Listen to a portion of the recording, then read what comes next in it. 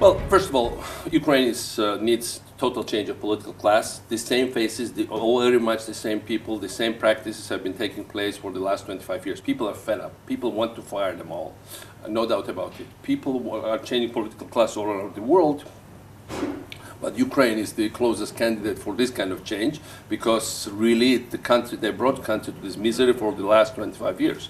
So we are talking to, every day some new group locally is joining us. But these are other kind of groups. These are local grassroots activists, young people, idealists, very smart, with some experience of already local political battles, of uphill battle against corruption. And they all know that separately they will be defeated. And they, here we have two things.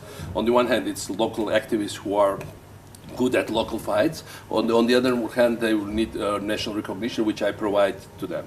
And so we have really a very good mix, and we shouldn't look for our allies among known parties, established parties. I think all established parties, almost all of them, will be wiped out.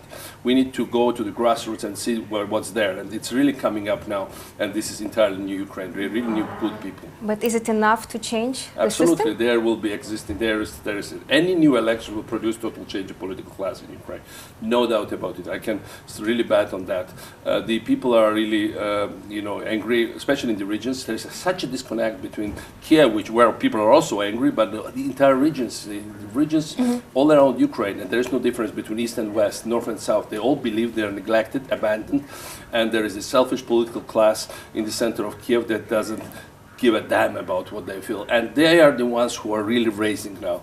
And so next time it will not be just Maidan in the center of Kiev. I think it will not so much be the Maidan, but it will be local activists, local anger, local drive, and local fight for real change. And real change will be coming to Ukraine, and this will be brought by a new generation of politicians.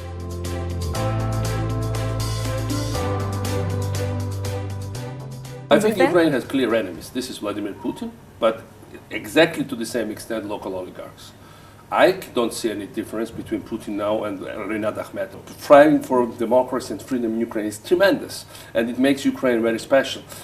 Fight for European orientation is amazing in Ukraine. People are longing for the future, for openness, for freedom of speech, for reforms. And on the other hand, you have political class that parasites that live exactly like political corrupt class in Russia. And these guys might be formally fighting against each other, but when they meet somewhere else in Monaco or somewhere else, they gamble together, they have nice time together, they find common language. Both of them have one thing in common: they hate their own peoples. So from that standpoint, I think we have clearly identified adversaries, enemies of Ukraine, and we need to. How can we defeat them? Only by being better than them, by reforming, by bringing new people, by new ideas, freshness. Outlook for the future, and that's what we're trying to do. So you see the possibility of a new coalition to be formed of the liberal democratic parties? I think we should just call it not just liberal democratic, because it's a very artificial. Right now we need people who are not associated with corruption, who clearly are open for new ideas, who clearly want to put the idea of creating a democratic rule of law based state above their personal well-being. And this by itself is an idea. Ukraine has such a selfish, corrupt political class that always chose to serve their own pocket rather than their people. And this is not just, it's not a cliche. That's their daily life. But according to recent polls, 60% of Ukrainians are still supporting three major parties. And the real elections, I don't know when they will happen. Maybe that's a question to you, when they might happen. But will they support the new liberal parties? First of all, we will campaign for new elections. Second, the polls are changing every day. I go to the regions, and despite the fact that no national channel covers us, and there's a clear trend to look at Ukraine's media rules to make it look like Russian one now, it's not going to work here. It's not Russia. And Poroshenko can never become Putin, even if he decides to be one day Putin.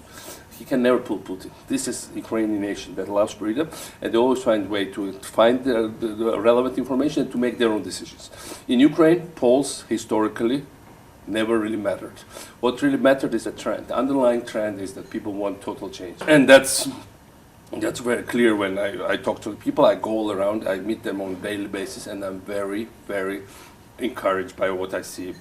Ordinary people in very different places just articulate the vision that I was trying to bring to them, but I go there and they meet with me with that vision already. They don't need even to be told. They just need to get organized. So people in Ukraine want changes right now, and they will support and they changes. also know what kind of change. They want less bureaucracy. They want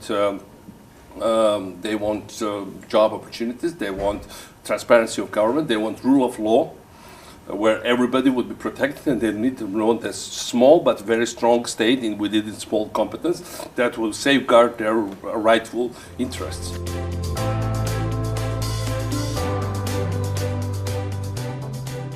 Well, first of all, I cannot be formally leader of Georgian party because I'm a Ukrainian national. Our creators of modern Georgian state may be the most successful among 4 Soviet countries. So this is much bigger than personality. This is a big idea, and the idea basically overcame this pressure that was coming on party rank and file party members. Basically ejected a big part of leadership because they kind of sided with some of the things that oligarchs wanted them to do. And that really shows that despite my absence there, which is a forced absence obviously, I cannot visit to Georgia because they were menacing to use some kind of criminal procedures against me based on nothing. The whole case is ridiculous and had been ridiculized continuously by international organizations. But the thing is that even in a situation of my absence, somehow what I stand for is defeating the people who are very much present, have money, have law enforcement, are doing all kind of bad things, have media, and they still couldn't defeat me. And that's telling you what I'm also trying to organize here in Ukraine. The only difference is that the institutions I built in Georgia mostly still function. Ukraine still has to build these institutions.